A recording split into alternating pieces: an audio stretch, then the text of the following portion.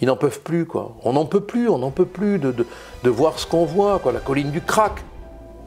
La colline du Crac, quoi. C'est inimaginable. Ces cités à Marseille, à l'entrée desquelles vous avez des frontières tenues par des dealers. On n'a plus de frontières, sauf dans les cités.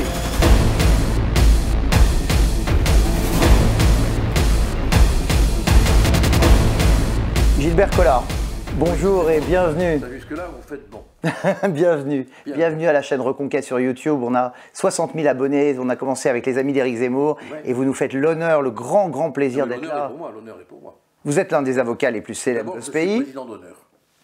Donc, j'ai aucun honneur au demeurant, hein, je vous rassure tout de suite. Laissez-moi poser ma question. Vous êtes président d'honneur du mouvement Reconquête, après être passé par pas mal de partis politiques, le dernier en date étant le Rassemblement Bleu Marine, donc apparenté Rassemblement National. Ouais. Vous avez été élu député européen, deux fois. Vous connaissez la présidente actuelle, la présidente du Rassemblement National depuis plus ou moins toujours, puisque vous aviez défendu, si ma mémoire est bonne, sa maman dans le divorce. D'ailleurs, vous allez nous en parler, puisque vous avez écrit un livre qui s'appelle Protestation, qui vient de sortir, où vous décrivez l'audience de conciliation. Oui, bon, il y a un petit passage. Ça, vous allez nous raconter ça. Vous voulez que je vous raconte maintenant? Allez, on peut commencer par ça. Ah, ben vous commencez par le plus dur. Bon. Oh, je raconte l'audience de conciliation, c'est un moment amusant. On arrive à l'audience, donc, il y a là Jean-Marie Le Pen, il y a là Pierrette Le Pen, Jean-Marie est flanqué... On est dans quelle année, là? On est dans les années 1986-87, j'ai plus en mémoire exactement. Hein. Il y a l'avocat de Jean-Marie Le Pen, qui s'appelle Wagner, ça ne s'invente pas. Mais il a toujours eu un don pour choisir des noms éponymes. Hein, bon. Et moi qui assiste Pierrette, bon, et puis je sais que Jean-Marie, quand on touche aux questions fiscales, déjà, ça l'irrite un peu. Bon. Et le président du tribunal lui-même avait décidé de présider l'audience de conciliation, bien que ce ne soit pas son habitude. Hein. Et à un moment donné, je me dis au président, monsieur le président, il faudrait quand même ordonner une enquête fiscale pour qu'on sache quels sont les revenus exacts de monsieur Jean-Marie Le Pen. Et là, Jean-Marie s'énerve, se lève, il dit « Oui, Robespierre, je vous vois bien, l'inquisition fiscale, c'est un forgeage ou une forgerie, je ne sais plus. » Et je lui dis « Mais par les Français, on ne dit pas forgeage, on dit forgerie, ou on ne dit pas forgerie, on dit forgeage. » Et on commence à s'engueuler, mais à s'engueuler. Et là, on voit le président qui se lève et qui nous dit « Ein Rache, ein Armführer !» Jean-Marie Le Pen me donne un coup de coude, il me fait « Mais il parle allemand, le con !» Je regarde Pierrette qui me fait... Et on regarde tous le président. Wagner, lui, n'en revenait pas. Et quand il voit le président, notre air époustouflé, il devient tout rouge, comme s'il avait avalé un drapeau, du Parti communiste, évidemment. Et il nous regarde, il nous dit « Ah, excusez-moi, je suis alsacien, hein, et quand je m'émeus, je parle dialecte, hein, alors là, je suis désolé. Hein. » Ah, il n'était pas allemand du tout. Pas du tout, il était bien français. Il voulait dire taisez-vous, ici c'est moi le patron. Mais si vous lisez le livre Protestation, j'en raconte d'autres. Hein. Je raconte notamment, mais ça je ne vais pas vous la raconter, l'échange entre l'œil de Jean-Marie et les cendres de la maman de Pierrette. Bon, tout ça pour dire que vous connaissez Marine Le Pen depuis longtemps. Voilà. Qu'est-ce qui vous a poussé, bon Dieu de bois, à quitter le Rassemblement National? C'est le Rassemblement National qui m'a quitté. Ah, racontez-nous ça. Parce qu'il n'était plus du tout, et ce qui se passe aujourd'hui se confirme, il n'était plus du tout dans les idées initiales qui avaient fait que je l'avais rejoint, parce que je l'ai rejoint pour défendre l'histoire de mon pays, l'identité de mon pays, la souveraineté de mon pays, les frontières de mon pays, pour éviter qu'on ait, comme le disait Philippe Seguin, hein, une immigration incontrôlée. Et je vois que maintenant, pour un peu, elle prendrait Montebourg comme ministre de l'Intérieur et Mélenchon comme ministre de l'Immigration. Okay, donc je me sens plus du tout, je me sentais plus à l'aise dans ce mouvement, voilà, tout simplement. Mais ce qui ne veut pas dire que je n'ai pas encore de la sympathie pour de nombreux membres, hein. Et même pour Marine, mon Dieu, que j'aime bien quand même, il faut le dire. Donc vous avez fait vôtre la formule du général de Gaulle, je préfère mon pays à mon parti. Oui, mais cette formule, elle vient de plus loin. Hein. D'où vient-elle d'ailleurs? Ah, elle vient de Barès. Elle vient de Barès. Est-ce qu'on peut en parler de Barès sur cette chaîne? On peut en parler, oui. Il n'est pas en enfer, lui, Barès. Hein. Non, Mauriac l'a beaucoup cité, bon, donc on peut le citer sans aller en enfer, oui. Bon, est-ce que Reconquête est un parti barésien, à votre avis? Ou maurassien? Allez. Oh, il est ni... Tentons l'exercice. Non, mais vous comprenez, il n'est pas maurassien, parce qu'il n'est pas pour la monarchie. Il n'est pas anti-parlementaire. Il n'est pas anti-parlementaire, il n'est pas pour le rétablissement de la couronne, il n'est pas raciste, il n'est pas antisémite, parce que quand même, Maurras était dans l'antisémitisme qu'on qualifie de national. Hein, mais on le dit beaucoup d'Éric Zemmour aussi. Mais oui, un juif antisémite, il faut le faire. Oui, c'est un concept intéressant. C'est un concept assez homéopathique, hein, bon, mais ça fait partie des méchancetés inutiles qu'on peut déployer contre lui. Hein. Alors, Barrésien, l'amour de la terre peut-être, l'amour de l'histoire, le respect de la tradition qui nous forge, qui nous construit, qui nous irrigue, oui, peut-être. Mais à ce moment-là, on est à Bouvines, hein, je veux dire, on est à Austerlitz, hein, on est à Valmy, bon, on est à Birakeim. On n'est pas forcément chez Barrès. Voilà, on est partout où la France est, et partout où elle fut menacée, où elle a pu se redresser, quoi. Bon, on est quand Jeanne d'Arc arrive, on est quand Du Guesclin apparaît, on est quand Bayard surgit, et ainsi de suite, quoi. Vous aimez les références aux grandes figures historiques, et Éric Zemmour aussi, d'ailleurs. Bah, on est là parce qu'ils furent là, hein. Est-ce que vous avez l'impression que le Rassemblement national a perdu son ancrage français, finalement, historique, cette vision de long terme? Il est devenu un parti mondain, quoi, voilà, bon. Du reste, s'il y avait une raison fondamentale qui aurait fait que si je n'étais pas parti, je serais parti. C'est que maintenant, les gens du Rassemblement national, quand ils vont dans des émissions de télé, on les reçoit bien. On est gentil avec eux. C'est un signe qui ne trompe pas. C'est le dîner de con. C'est le dîner de con. Oh, qu'il est beau, qu'il est gentil, le membre du Rassemblement national. Oh, qu'il est beau, qu'il est mignon, qu'il est gentil, monsieur Ducon. Et ben voilà, maintenant on est beau, on est gentil. Et il faut surtout qu'on soit beau, bon, gentil pour être au Rassemblement national en face de Macron, hein. Donc ce sont les idiots utiles du macronisme, ou du système, on va dire. Oh, ça fait... Marine Le Pen rêve d'avoir le prix Nobel de la paix médiatique, voilà. Elle l'aura, elle pourra le feuilleter pendant sa retraite. Mais bon, c'est pas pour ça que je me suis engagé en politique, que j'ai délaissé mon cabinet, que j'ai délaissé ma carrière d'avocat. Vous n'exercez plus du tout votre métier d'avocat aujourd'hui? Non, plus du tout, mais je continue à défendre mon pays quand même. Bon. Votre pays, oui. C'est peut-être ce qui est le plus important. C'est la plus belle cause. Hein. Bon, et alors, vous pensez que c'est une cause gagnable? Oui, à long terme, oui. Oui. D'abord, je pense qu'Éric va être élu. Ah, c'est pas du si long terme que ça. Non. On est le 28 mars. Hein. Dans très peu de temps, parce que je veux dire, c'est la dernière... Dans 12 jours. C'est la dernière chance, quoi. C'est le dernier souffle. Et il faut espérer que les Français vont comprendre qu'ils n'auront peut-être pas de deuxième chance, quoi. Alors, est-ce que ce pays va être capable de saisir la main qui lui est tendue, hein, qui vient de loin, hein, qui vient du fond de l'histoire, hein. Parce que, vous savez, il avance, Éric, avec une armure de mots, hein, d'idées, de conviction, de courage. Une armure qui est salie, hein, de crachats, d'insultes, sales juifs, chiens. Vous l'avez dit hier au Trocadéro. Vous avez une parole très forte là-dessus. Oui, parce que ça me... Meeting extraordinaire d'ailleurs, que vous avez lancé avec d'autres. Oui, on était plusieurs, bien sûr. Terminé en apothéose. Ça a été un meeting mythique. Historique. Historique, oui, magnifique. Ouais. Et on sent qu'il y a quelque chose qui le dépasse, Éric. Qui le dépasse, voilà. Il est devenu l'emblème de quelque chose qui ne lui appartient plus, qui n'est plus lui, qui n'a rien à voir peut-être même avec tous les efforts qu'il peut déployer. Il est l'emblème qui dit non à la fin de la France, qui dit non à nos pierres, qui dit non à nos histoires, qui dit non à nos traditions, qui dit non à nos rétables, qui dit non à notre poésie même, à notre écriture, à notre littérature, qui dit non à la douce France qui est devenue la dure France. C'est l'homme qui dit non à ces femmes qu'on insulte, quoi, qui dit non à ces policiers qu'on frappe, qui dit non à ces pompiers qu'on agresse, qui dit non à ces ambulances qu'on lapide, qui dit non à toute cette haine installée dans la France, qui dit non à l'immolation des frontières. Voilà. Ça le dépasse. Ça le dépasse. Ça fait partie des moments, comme disait Péguy, magiques de notre histoire. Est-ce que vous avez l'impression qu'il y a une forme de transcendance dans cette reconquête, dans ce renouveau finalement? Mais moi je ne crois pas à l'homme économique, hein. Moi je crois à l'homme spirituel. Hein. L'économie n'a jamais rien fait. C'est l'esprit qui fait tout. Or là, maintenant, il n'y a plus de place que pour l'homme économique. Moi, je crois qu'il y a une place prépondérante pour l'homme spirituel, qui fait qu'à l'époque, on pouvait dire que la France avait ce supplément d'âme dont l'histoire avait besoin. Bon.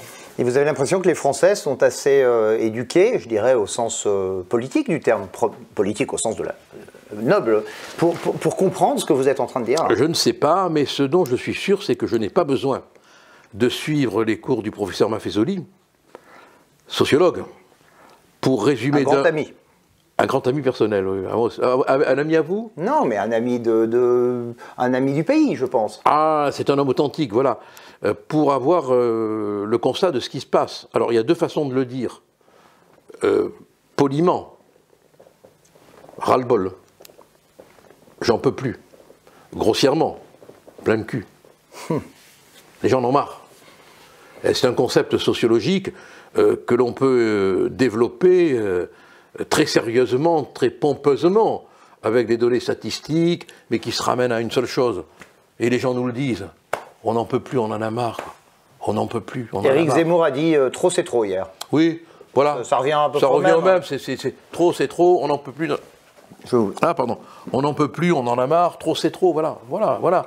Et quand on interroge des amis, des gens qu'on rencontre comme ça, même s'ils ne sont pas prêts à voter pour nous, même s'ils ne sont pas de nos idées, il y en a marre.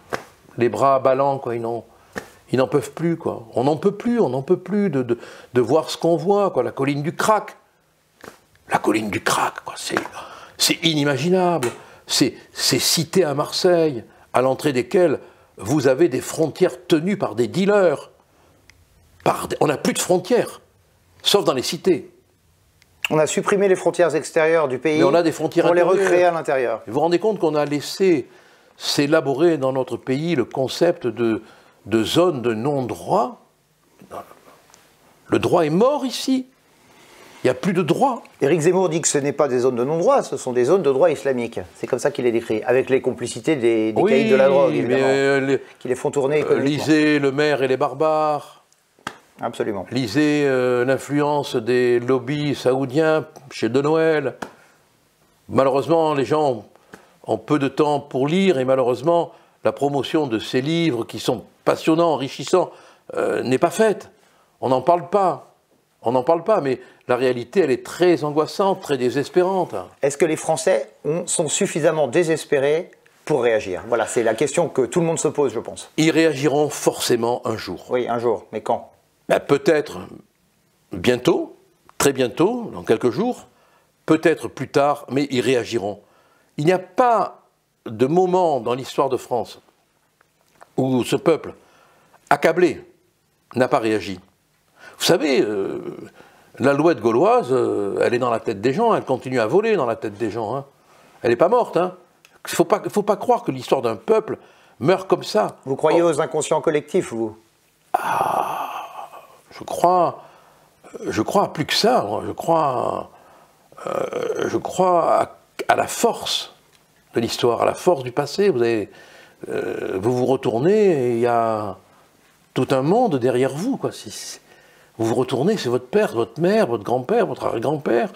Ils sont là, quoi. Alors c'est le monde invisible, bien sûr, mais il est présent. Les mots que vous employez, vous croyez qu'ils viennent de vous? Les larmes que vous versez, vous croyez qu'elles viennent de vous? La tristesse que vous ressentez, vous croyez qu'elle vient de vous? Mais non, dans vos larmes, il y a votre père. Dans votre tristesse, il y a votre mère. Dans votre courage, il y a votre grand-père. Dans votre volonté de lutter, il y a votre arrière-grand-père. Vous êtes une histoire vivante, mais là on veut assassiner, j'emploie le mot parce que Dieu sait qu'il fait polémique aujourd'hui, on veut assassiner l'histoire vivante. Et ça on n'en veut pas. Les forces de l'esprit, comme les qualifiait François Mitterrand peut-être? Oui, qui était un grand Français malgré tout. Mais je lui reconnais, d'abord il lisait. Il lisait, bon les forces de l'esprit c'est pas de lui, là encore, mais enfin, vous savez, hein, comme disait Paul Valéry, depuis Homère on fait que se répéter. Hein, on fait que se répéter. Bon, donc Éric Zemmour nous explique qu'en effet, nous devons à nos ascendants, nous devons aussi à nos descendants de continuer cette glorieuse histoire ou de la retrouver, plus exactement, puisqu'il semblerait que le fil se soit tout de même un peu détendu. Distendu. Ben, quand on n'explique plus Saint-Louis à l'école, quand on ignore Louis XIV, quand on remplace La Fontaine par du rap, bon, j'ai rien contre une cohabitation, hein, mais quand même, aujourd'hui, qui peut, en dehors de Depardieu, parler de Racine? Vous savez que dans les écoles, à un moment donné, on voulait expliquer ce qu'est l'honneur. Il y avait des profs qui avaient un cours à faire sur l'honneur. Eh bien, c'est un concept que les jeunes n'appréhendaient pas. Alors, pour leur faire appréhender ce qu'est le concept d'honneur, on leur a montré Cyrano de Bergerac. Et là, ils ont compris. Et pour Racine, regardez ce film extraordinaire tiré du livre de Marcel Aimé, Uranus. Non mais quand... Avec Gérard Depardieu, si ma mémoire est bonne. Mais oui, elle est bonne, la mémoire.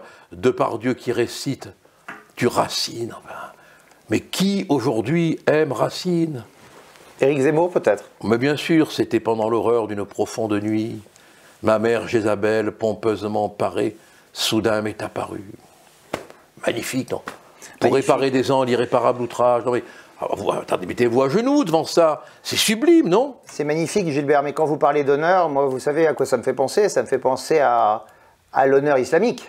Eux, ils ont le sens de l'honneur d'une certaine façon, hein, mais ils ne l'entendent pas du tout de la même façon. Hein. Ah non, c'est pas... L'honneur de la tribu, l'honneur du père, l'honneur du frère, l'honneur, que les femmes souillent. L'honneur n'assassine pas. L'honneur n'est pas compatible avec l'assassinat de gens désarmés. C'est comme ça qu'ils l'appellent. Eh ben, pour moi, tuer des femmes et des enfants, tuer des femmes, des enfants, des hommes qui vont à un spectacle et qui ont les mains armées de violon, de guitare, de piano, c'est pas l'honneur, c'est la saloperie la plus absolue. Hein. L'honneur du prophète, c'est plutôt le déshonneur de... Ah, pour moi, c'est le déshonneur, là, oui, il n'y a pas de doute. Réclament. Il n'y a pas de doute, oui, il n'y a pas de doute. Oui. Alors, est-ce qu'on va mettre fin à ce dévoiement si Éric Zemmour est élu président? Ah, je peux vous dire qu'en tout cas, il y a quelques personnes convaincues à côté de lui qui rétabliront la filiation judéo-chrétienne de la France. Hein. Moi, je dis judéo-chrétienne parce qu'on est des chrétiens issus du judaïsme. Je le dis tout le temps. Vous le dites tout le temps et vous le dites depuis très longtemps. Moi, cette petite musique m'avait frappé. Ah, je le dis depuis le début, moi, depuis le début. Et Dieu sait qu'on m'a insulté au début. Dieu sait qu'au Rassemblement National ou au Front National avant, c'était pas forcément agréable à entendre. Ce n'était pas très bien vu. Pas très bien vu. Vous savez, j'ai été bouleversé par une histoire qu'on m'a racontée. C'était pendant la guerre. Alors, je voudrais pas me tromper, mais c'était un curé, je crois, de Montauban, mais je peux me tromper. Hein. Et c'était le soir de Noël. Il y avait des officiers allemands qui étaient dans l'église, et la crèche était... les santons étaient voilés. Ben, on n'était pas à l'époque d'aujourd'hui, hein, mais ils étaient cachés, vous voyez. Et au moment de célébrer la messe, le curé a enlevé le voile sur Joseph, le voile sur Marie, le voile sur Jésus, et ils avaient l'étoile jaune. Il les a dévoilés, mais au sens... C'est beau, hein? C'est beau. Premier du terme. Et les fidèles se sont mis à genoux. Et les Allemands sont restés debout.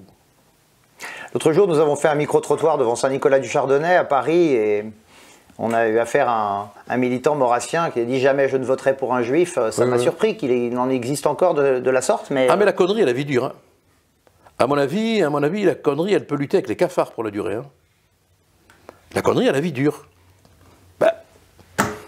Qu'est-ce qu'on peut y faire, hein? Vous êtes avocat, vous en connaissez un rayon. Ah non, mais avec vous savez, il n'y a rien de pire qu'un con. Hein. Vous pouvez... contre un con, vous ne pouvez rien faire. Quoi. Malheureusement, contre les cafards, on a des produits.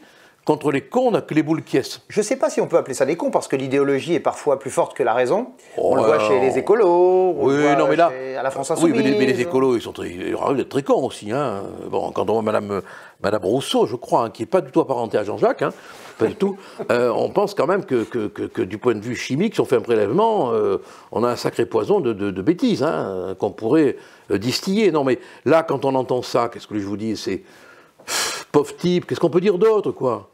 Pauvre type, imbécile. Alors, quand Marine Le Pen dit qu'il y a des nazis chez nous, qu'est-ce que vous répondez? que je pourrais être très méchant. Il n'y a pas Chatillon chez nous. Hein. Non, Frédéric Chatillon n'est pas encore venu. Mais je pourrais être très méchant. Je ne pense pas qu'il serait le bienvenu. Ah non, mais je ne le veux pas, moi. je pourrais être très très méchant là, mais je veux pas. Je veux pas l'être. Vous vous rendez compte qu'elle est en train de nous servir les arguments qu'on a servis contre le Front National d'abord et le Rassemblement National ensuite pendant des années. Non, je vous dis, elle va finir chez Mélenchon. Bah, Zemmour la qualifie de socialiste, hein. Économiquement, dit-il. Oh, mais même elle est plutôt social-démocrate maintenant. Suédoise. Oui, oui, oui. Oui. Gilbert, qu'est-ce que vous pouvez dire à nos téléspectateurs qui sont nombreux? Il y a maintenant 60 000 abonnés sur la chaîne. Parfois, les vidéos montent jusqu'à 300, 350 000. Je suis sûr que vous allez faire battre des records d'audience. Qu'est-ce que vous pouvez leur dire pour les engager à convaincre autour d'eux avant le 24 avril, le 10 avril d'abord, puis le 24 ensuite, et pour vraiment pousser leur entourage à aller voter, à voter pour nous, bien sûr. Mais la seule chose que j'ai à vous dire, c'est que nous vivons la dernière chance.